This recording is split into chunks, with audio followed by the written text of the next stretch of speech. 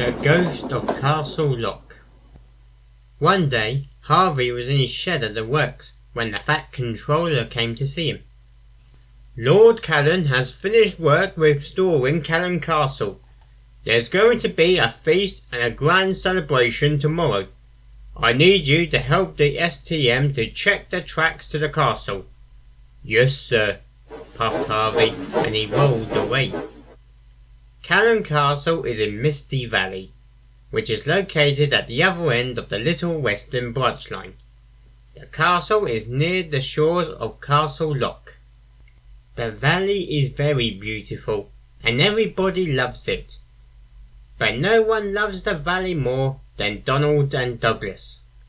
They say the valley reminds them of good old Scotland. They even call it Sodor's Highland. The Scottish twins were delighted when they heard about the castle's celebration. They were friends with Lord Callan and wanted to be involved. Sir Topham Hatt knew this and had a special job in line for him. "I need you both to take the banners, bunting and bagpipes to the castle. You'll find your trucks at Plymouth." "Yes, sir," said the twins and set off straight away. The twins were excited. Going to Callan Castle would be like going home again. Soon Harvey had finished loading the trucks and Donald and Douglas coupled up to the front of the train. Duck was in Tidmouth too. "Where are you going?"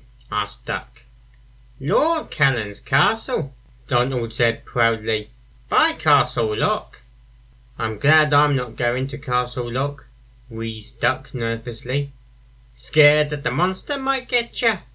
teased Donald. "What monster?" asked Harvey.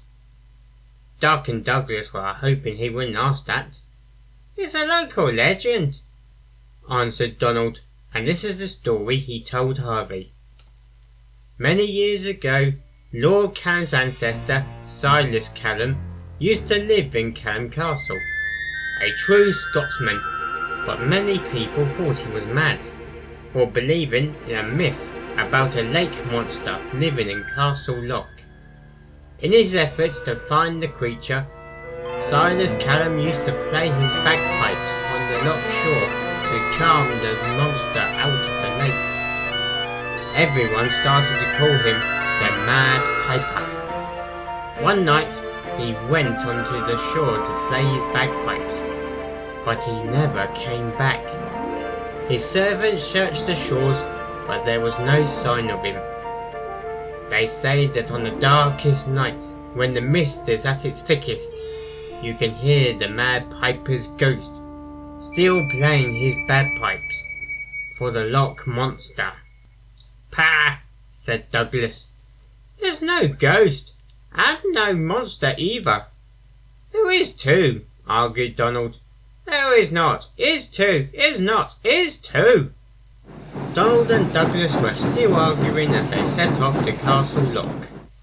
They were determined to get the important goods to the castle on time. They soon arrived in Misty Valley and puffed proudly around the loch towards their destination. "There it is!" cried Donald. "We're almost there!" shouted Douglas. Soon they arrived at the castle, and the workmen then started to unload the trucks. They had just started to decorate the castle when there was trouble. Behind the twins they heard a loud noise. The crew looked back to see a tree had fallen across the tracks. They were stuck. "We could take the castle causeway," said Donald's driver. The causeway went through the middle of the loch and hadn't been used for many years.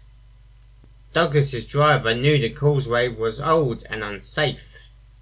"It's too dangerous," he said.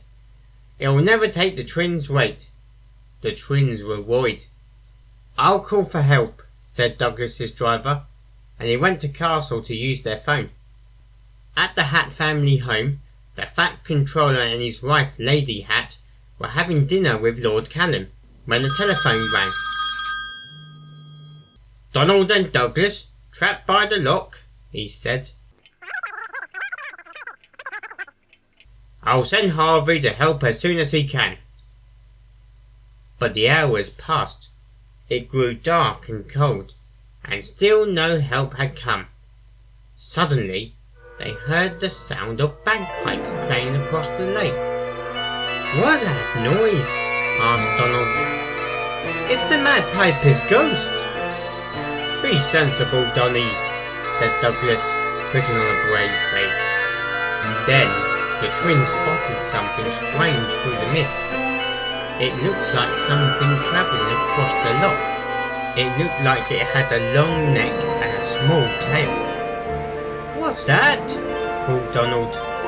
"This is the monster," cried Douglas. "For sure it is," answered Donald. "It's the Mad Piper's Loch monster."